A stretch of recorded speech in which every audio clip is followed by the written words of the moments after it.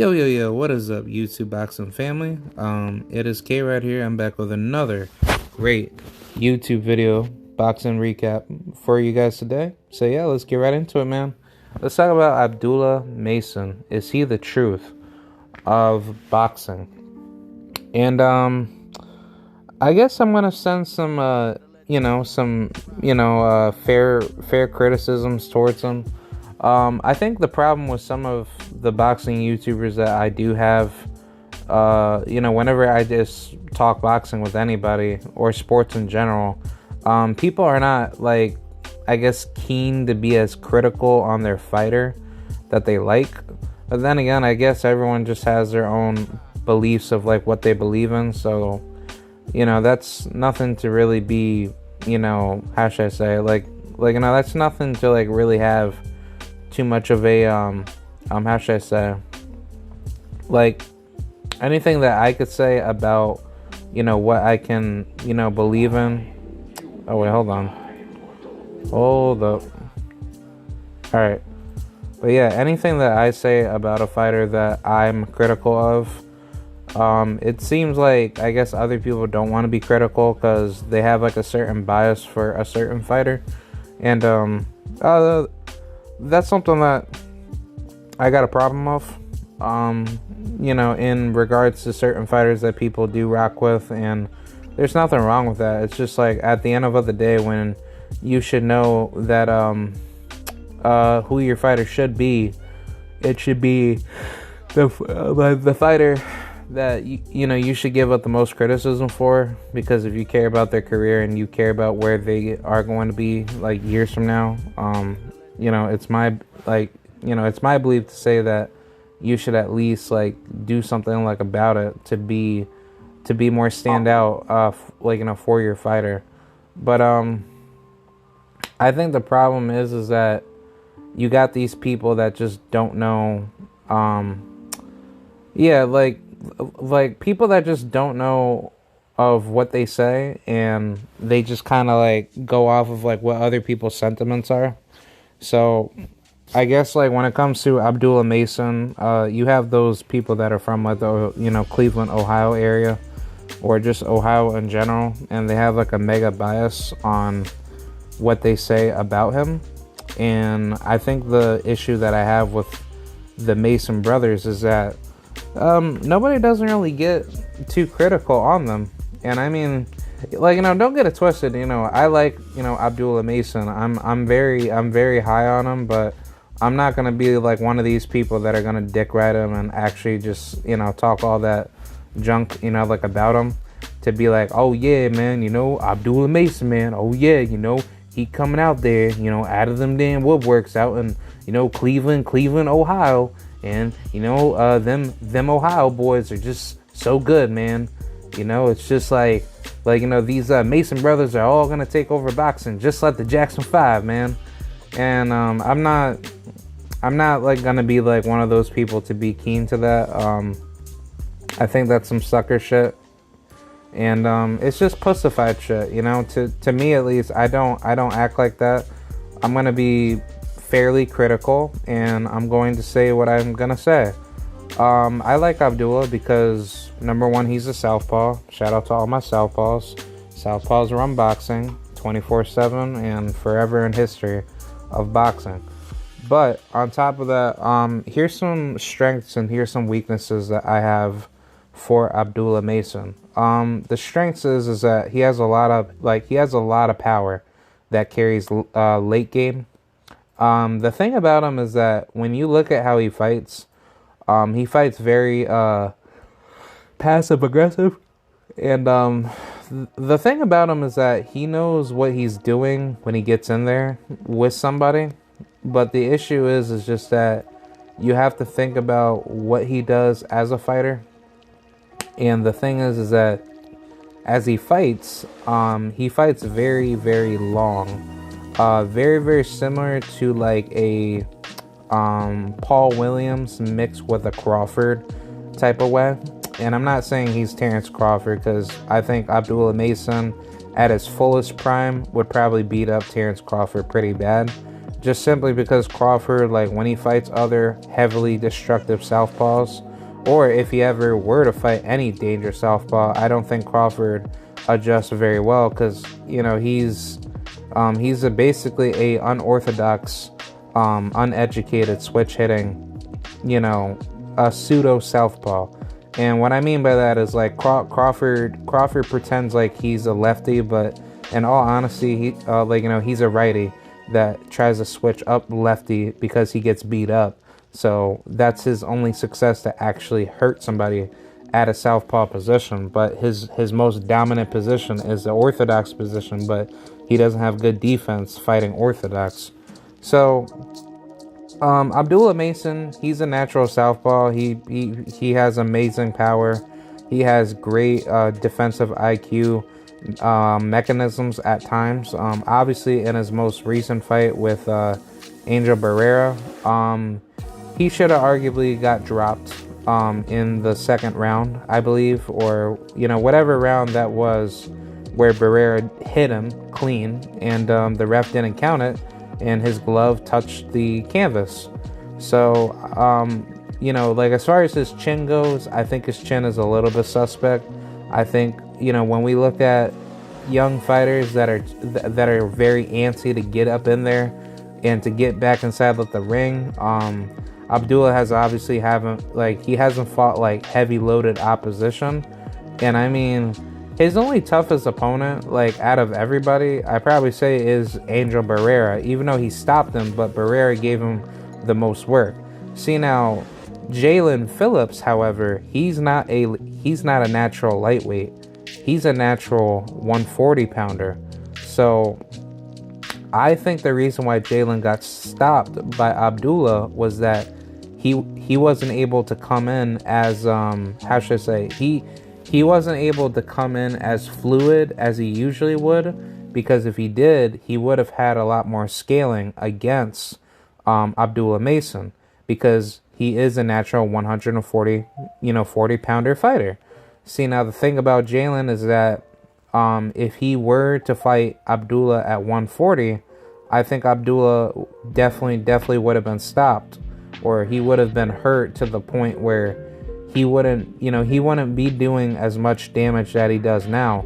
But I think the reason why his damage was able to hurt Jalen to offset him was just mainly because Jalen's not a natural 135 pounder, so the weight discrepancy did not favor Jalen coming into that fight. So he definitely looked weight drained, and I think, like, as Abdullah, when he fights guys that are just as big as him, I don't think that power is going to translate as heavy, because even in the Angel Robillard fight, Angel Robillard, like, I like him as a fighter. He's just as young as Abdullah, but I think the thing about Angel was that when he lost to Abdullah, you literally saw that win age very well when he went up to go face up against Justin Cardona, and I was like, wow, Cardona, like, he's a good, semi-volume puncher type of boxer, but I was very surprised that Cardona actually got beat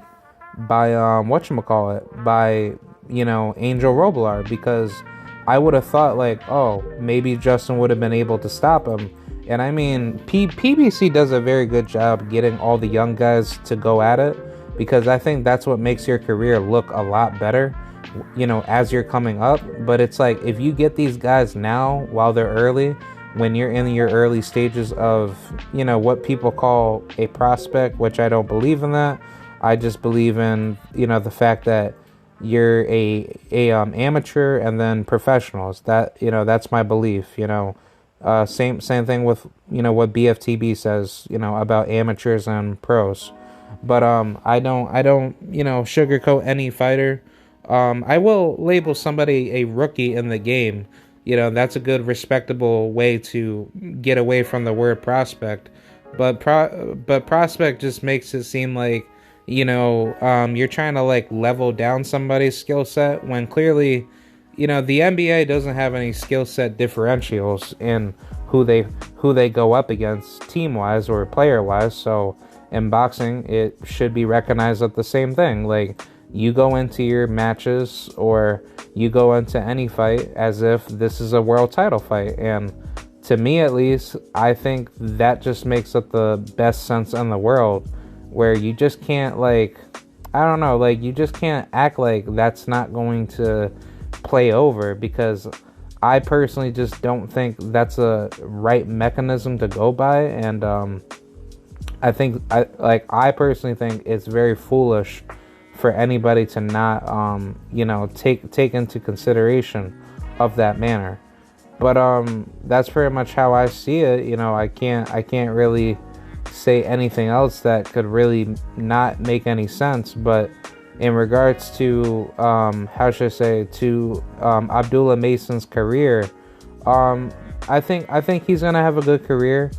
It's just how much scalability he will carry with his power as he gets older. I think 135 is only looking promising because he's able to get guys off of him with his, boxing ability. The ring IQ is not really there yet. I would rate it like a solid 7.5 or 8.5 out of 10. He's definitely like a way more matured fighter than some other fighters would, as they get up in there, and then they're so excited to get up inside that ring, but then once they get hit, it's like, it's a whole different level. And that's something that I'm a little bit concerned about. But I think I think Abdullah fighting the guys that he's fighting now, it's like such a great learning experience because he has way more skill. Like he has such a higher scale with how much experience that he's gaining now versus not doing it, in the near future. And I think as he gets older, it's gonna show how, how bad does he want it as a fighter. And that's something that I can heavily respect from him, because it's not like, he's it's not like he's really going down in skill level. He's actually increasing higher in skill level. So either way, I'm proud of him. I think it's time to really give him his flowers while he's getting better. But I say the next step in the right direction is to definitely go after other highly skilled fighters in your division. As we can see here, there's Justin Cardona. I'm not too sure where he's gonna be for his next fight. It seems like he's probably more borderline 140 pounder, but I won't be surprised if he goes back to lightweight, because that's where all the money's at. So I think Angel and Abdullah, they're probably gonna see each other at a world title. Definitely. I think Angel, he just has to work on his defense, and I think he's he's gonna get really, really good, and I think he's gonna he's gonna shock a lot of people with what he does with his career. As far as Abdullah's next fight, he is fighting December 16th. This is at the La Centre Conference in banquet facility out in Westlake. I don't know where the hell this place is. That's actually out in Ohio? Oh, nice. So this is actually out in Ohio. Okay, so he's probably gonna have like a little coming home party. So like a little 6-rounder. Yeah, so I'm definitely looking forward to that. I don't know who the hell's fighting on December 16th. Hold on, wait a minute. There's a top rank. Hold on, top rank December.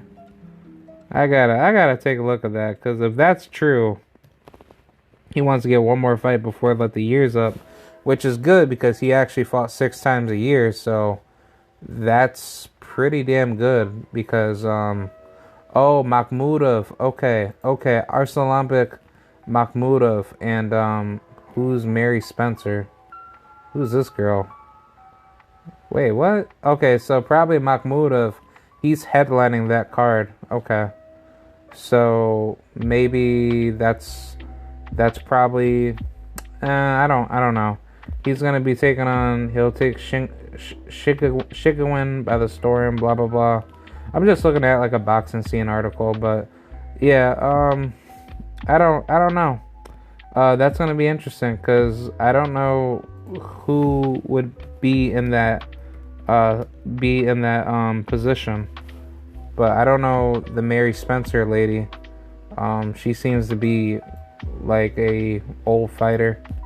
Yeah, she's actually, yeah, she's a super welterweight female fighter, but she ain't that she ain't that good. She's decent. I mean, I think I've seen her like a couple times, but you know, she's definitely doing her thing. She's going up against Femke Hermans for the IBO super welterweight title, so yeah, good for her, you know. Congratulations, you know, for both ladies to get it back going and just keep on pounding away.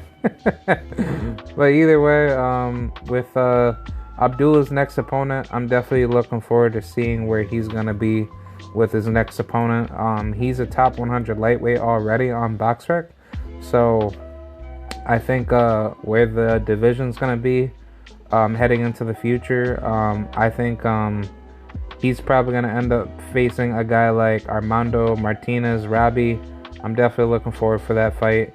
If that happens, Humberto Galindo, he's an absolute monster. A lot of people better watch out for. Yeah, a lot of people better watch out for him. Even though he lost a 10-round decision to a undefeated guy from like Armenia, but yeah, he's definitely getting better, and he's definitely just going out there and just getting good victories or getting good, just basically putting in that work early. So I definitely got to take a look at some film at him, because I guarantee that I haven't seen him a lot, but I've heard of his name floating like around. But yeah, I definitely gotta, you know, take a look at that guy, because I've heard some really good things about him, and hopefully he'll probably be up on the PBC, because he's definitely a monster. That's what I've heard. But some other good fighters in the division will definitely be a guy like I don't know. I'm definitely thinking like a guy like let's see. I like to see him in the ring with definitely Tito Mercado. Obviously my boy Ernesto. You know, Mercado. Jerry Perez is a good fight. Obviously Keyshawn Davis. I think Keyshawn Davis would very well get stopped by Abdullah. I don't give a two craps about Keyshawn Davis, but I like to see him get, you know, taken out by a lot of these young guns that are on the come up. Another good fight, which will be probably one of the biggest fights in the lightweight division to come, is Ashton Silva. I don't know if Ashton Silva is planning on staying in the division, but that's going to be very, very interesting to see where his mindset is at as the years come on. And I'm definitely looking forward to it, because, you know, it's definitely going to be very, very hot. There's another good fighter. His name is Abel Mendoza. He's from Texas. He's 33-0, surprisingly. At 26 years old, so not too sure what he's been doing with his career, but he's just fighting, like, he recently just fought like a 6-rounder against some nobody where he barely won. But either way, yeah, I don't think that's probably going to be a marketable fight, but I'm pretty sure at 33 fights you're not getting, you know, the call to get like a world title. Like, yeah, there's something wrong with like who you're fighting. But yeah, that's probably going to be like a fight maybe brought, you know, to the table. Another good fighter that I like to see Abdullah in the ring with is Miguel Contreras. Not a lot of people give him a lot of credit, but Miguel Contreras, he's a monster, man. He's really, really good. He's more of like a pure boxer, but if he hits you, he actually, you know, gets some good punches off. Like, you know, off of you. Doesn't he fight at lightweight? I'm almost positive that he does. Hold on. Yeah, I'm pretty sure he does. That's what I see. Hold on, give me 1 second. Miguel Contreras. I might have up the wrong guy, but I'm pretty sure Miguel Contreras, he is this guy. Yeah, this guy. Yeah, Miguel Contreras, he fights at lightweight, but He's only been stopped once. That was by Starling Castillo, but he's been fighting better. He's been doing pretty decent. But he obviously had the draw with Hector Tanajara, and then he fought Josek Ruiz. So he's definitely back up on the winning stage, and just he keeps on developing, heavily. But also, another couple good fights that I like to see him in there with is guys like I don't know. I would say Nahir Albright, but I probably put that aside until he gets up to like 10, 15 fights. I mean, he's growing really fast in his career. So I'd probably say like nobody in the top 70 or top 80. But I think that's pretty much it, because everybody else that I will name, they don't make any sense business wise to like put him up against guys that we may think could be the truth in the division, but there's there's just too many deadly killers that just be coming in, and they be putting in that work. But yeah, I think Abdullah is definitely on his way to getting a title very, very soon. He obviously will not get it right away, but I think the way Top Rank is moving him, he's on that Liu Kang shit from like Mortal Kombat. Like he's like ready to be taking out everybody, and he's like happy doing it, coming into his fights, and the amount of mental fortitude that he has coming into those fights, it's like he already knows how to beat you coming right in. And for that, I'll say that's a special breed fighter, and that's an old school, basically, old breed fighter. Like they're a throwback historical black murderers row fighter. And I think that's something that not a lot of people like to give credit for, but it's basically the truth of what the historical premises of what the sport has been breeded off of, based off of bloodlines. But Abdullah Mason is literally one of the most destructive fighters out there, and I'm not gonna hype him up yet, in which I am to which I'm not, but I think how he's growing now in his career, he has so much more development left, and I think his development is definitely at like 20 to like 30+% done, and he has like a good 70, almost close words to maybe maybe borderline 75% of what we could really see out of him. And I think once he's a finished product, once we see what he's good at and see what he's not good at, you'll start to see more things out of him. Oh, also like as far as his strengths and weaknesses, he knows how to box very, very well.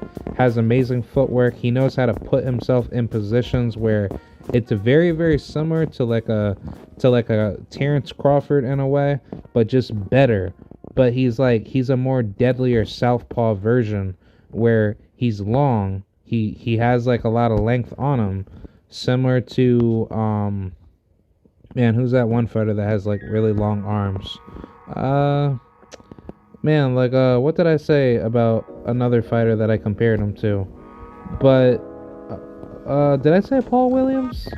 I'm not too sure, but basically, like, when you look at him, he's a very like mid-range, aggressive style southpaw, and he has a lot of good skills, and he emulates a true bona fide boxer puncher, someone with defensive reactive skills that will very well get better as he gets older. Obviously, he got dropped for the first time by a non-puncher that should have been counted for a knockdown that the referee didn't count in his last fight.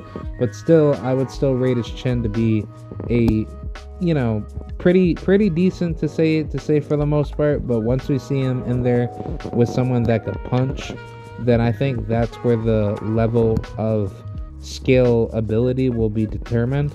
But Abdullah's career will definitely be measured by how much more dexterity he comes into his fights and how much more knowledge that he evolves past from his previous fights.